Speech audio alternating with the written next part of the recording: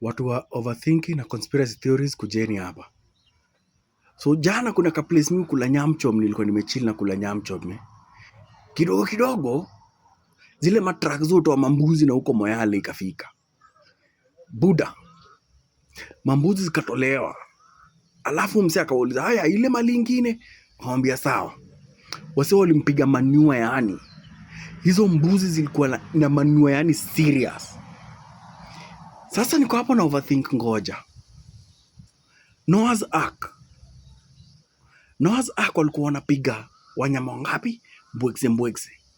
Piga rhino, piga elephant, piga giraffe, hadi penguins, hadi bisons, hadi bears, everything was there.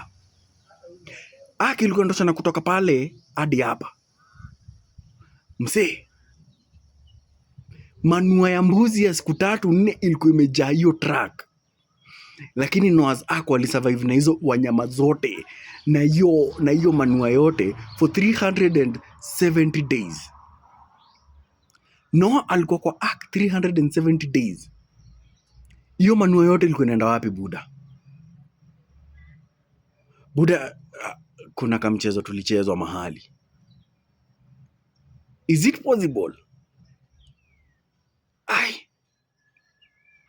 Na punda ikachill na lion, lakini lion haikumkula.